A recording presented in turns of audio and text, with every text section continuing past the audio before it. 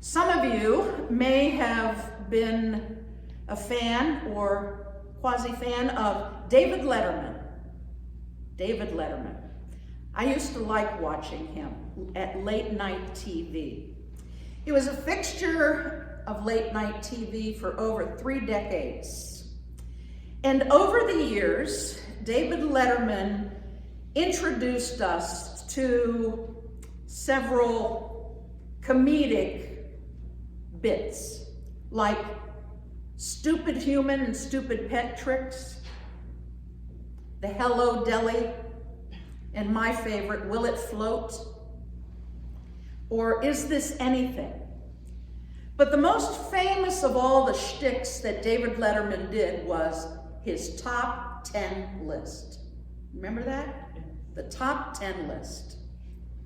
He was a master of keeping his list short and sweet in order to add to the comedic element. After Letterman's retirement, top 10 lists have appeared on other late night comedy shows. And if you remember, Letterman typically brought in people from outside to read the top 10 list. He would bring in presidents, musical performers, Hollywood actors, and other notable people, all of whom were convinced to say some ridiculous things on national television. Well, I'm sure that pastors have top 10 lists about all sorts of things. Top 10 lists about things they love to do. Top 10 lists of embarrassing things that happened to them while they were leading worship. All the way from the sublime to the ridiculous. I think most clergy could write a book of top 10s if they really wanted to. Recently, I saw an article of the top 10 things pastors absolutely hate to do. So, here's a short and sweet summary of the list. Number 10, dealing with budgets and finance. Number 9, business or council meetings. Number 8, anonymous critics. Number 7, silence by leaders or supporters when the pastor is being severely criticized. Number 6, people having unrealistic expectations of their spouse or family. Number 5, repetitive counseling visits. In other words, free counseling. Number 4, announcements during worship. Number 3, apathetic members. Number 2, conflict. And number 1, weddings. In fact, a number of years ago, quite a few years ago, our presiding bishop, Bishop Elizabeth Eaton, wrote a tiny little book entitled Why I Hate Weddings. And I could write a book. I confess my own annoyance with almost everything on this list, including the weddings. For example, I remember a time in my first call when I was performing a wedding for a young man who was a member of the congregation and his fiancée, who was unchurched. And as the wedding rehearsal took place, I kind of led them through how the wedding was going to happen in the church. And between the rehearsal and the actual wedding, the mother of the groom re-choreographed the entire ceremony. And so as I was leading the service, Everything was different, and I was livid. I went to my office, took deep breaths, calmed myself down, and the young man came into my office, and he said, "I am so sorry, Pastor. I didn't even know that happened." And I looked at him and I said, "Well, I'm sorry, but she's your mother-in-law." Another time, I was doing premarital counseling, and the young lady who was about to be married was not happy with how we do things in the Lutheran Church. So she conveniently picked up her hymnal and threw it at me. I could write a book. I could write a book about weddings. I can write a book about the wedding party coming to the rehearsal in their PJs. I could write a book about a lot of things. And while there have been weddings that have been joyful and pleasant and just a really, really great opportunity, I have to say that wedding planning, when I see the bride come into the office with her white notebook, I just cringe. Because I know what I have to try to do is help them to think about the marriage as much as the wedding. Today's gospel reading occurs at a wedding where Jesus and his mother are guests. The wedding occurs in Cana of Galilee. And there's really nothing to note about Cana except that it's a small town located not far from Capernaum, which was a major trade center in Galilee. And so you might think of it as a wealthy suburb, kind of like Highland Heights is to Cleveland, or Mentor is to Cleveland. The description of this wedding suggests that it was likely given by a Jewish family of some means. You need to understand that in the first century, a typical wedding lasted 7 days. And this day, from the account that we read, must have been in the 3rd day of that 7-day feast, which was the wedding. So there still are 4 more days worth of celebrating to do. The host, along with his servants, would determine how much food, how much beverage was needed to sustain the feast for 7 days. Well, in this particular instance, the best laid plans have hit a major snag. They ran out of wine. Making sure that there was enough wine for the 7 days of the wedding was essential for several reasons. Number one, wine was important because it was the normal beverage at all meals in Jewish society.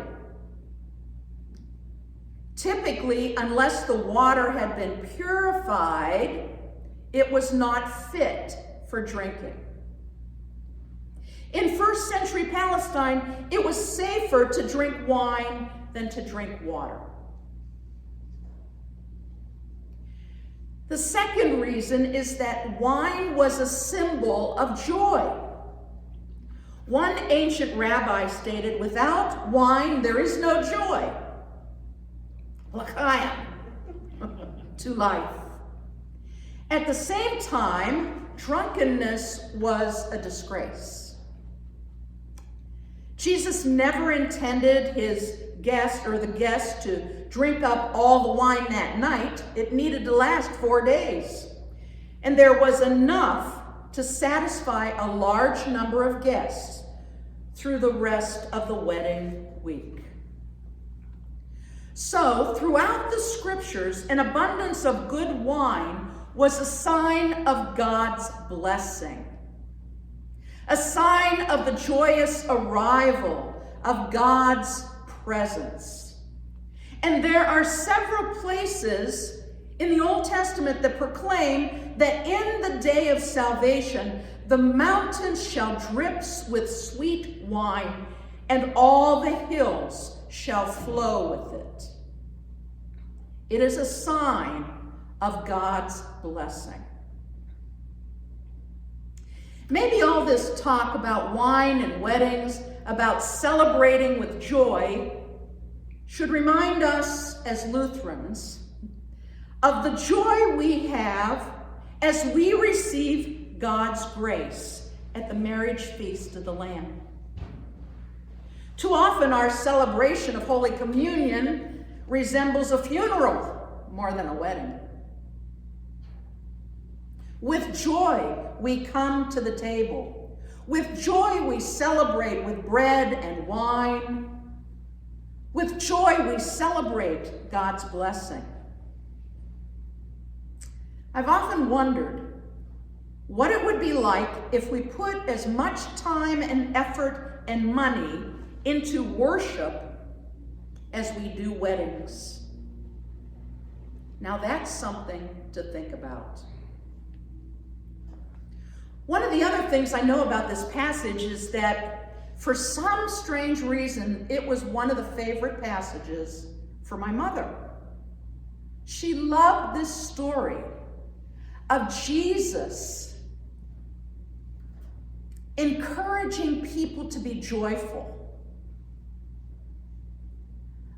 encouraging people to remember that God has blessed them richly and they have reason to celebrate. It could also be because we always kept a bottle of wine in our refrigerator for medicinal purposes. This is a wonderful story. But there's an obvious problem that arises when the wine gives out. And this has serious implications for the host family. The fact that the family hosting the wedding has run out of wine is a serious sign of dishonor or disgrace. Friends, especially those who are closest to the family, usually send gifts such as wine ahead of the time to be available for the wedding celebration. A lack of wine implies a lack of friends and a lack of standing within the community. If Jesus and his family and the disciples were among the guests, he was also among those obligated to share those kinds of gifts. By providing wine for the wedding celebration, Jesus is rescuing the honor of the family. He is restoring the dignity of the hosts of the meal. And in some ways, he becomes the host himself as he provides wine for all the guests. Given all of this, we 21st century readers have another problem with the passage: the way Jesus speaks to his mother. "Woman, what have you to do with me?" Often when we read that, we interpret it as though Jesus is being disrespectful. But it was not unusual for a man in Jewish culture to refer to an older woman as woman. "Woman, how are you?" "Woman, where is my brother?" "Woman." And so Jesus is asking a question that at first seems to be condescending, but you need to look at what comes immediately after that. If you look at the verse, Jesus says, "Woman, what have you to do with me?" My hour has not yet come. In other words, by placing himself at the disposal of his mother and of those gathered, he is risking exposing who he is and why he's come. And it's premature to do so. As we can see, Jesus, who says his hour has not come, gives us a clue as to what is happening. He kind of assumes a posture of disengagement. He kind of distances himself from the concerns of the moment. In order to preserve the integrity of his mission and his purpose for being among them, he doesn't get sucked into the panic. He doesn't get sucked into the anxiety of the moment, which is probably why he seems a bit detached. Certainly, the wine crisis was not trivial to the wedding party of the guests, but it was for Jesus, because he had bigger fish to fry. Jesus had other concerns that those around him knew nothing about. But he had compassion on those who were gathered. And in the end, even though he sounds to us as though he's being disrespectful, he does what his mother asks him. It's like the two brothers. One who says he'll do it and then doesn't follow through. And the other brother who complains and refuses, but then changes his mind and goes and does it. Jesus is not happy about being put in this situation, but he still follows through out of care for those who are around him. So he sees that there are 6 stone water jars in the area. And each of those jars, which were set aside for the ritual of purification, which has already occurred, meaning that the jars were empty, each of those jars held 20 to 30 gallons. So what we're talking about here is 120 to 180 gallons of wine. That's a lot of wine. The abundance of God's grace is what flows out of those huge jars. The abundance of God's care, the abundance of God's concern is contained in those jars. Notice that they're empty. The servants fill them with water before the miracle occurs, and quite frankly, the water was not purified. It hadn't been heated. Jesus is not only transforming the water so that it was pure, he was transforming new water that is poured into old containers, into wine. Could it be by placing new wine in old vessels that Jesus is pointing to the fact that he has come to transform all of creation? That he has come not to abolish the law, but to fulfill the law, to transform the law. Not that he has come to do away with tradition, but to enliven it and enrich it and add to it. Could it be that Jesus has also come to transform or change the religious systems of his day?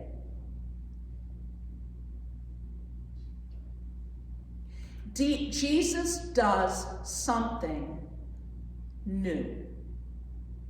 Something outside of the norm.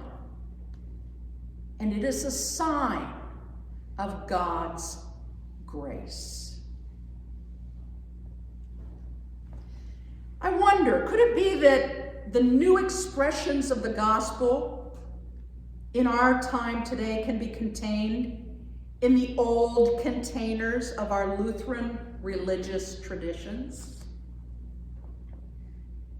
A number of years ago, someone once said that traditionalism, anytime you see an ism at the end of something, it points to an idolatry or an idol.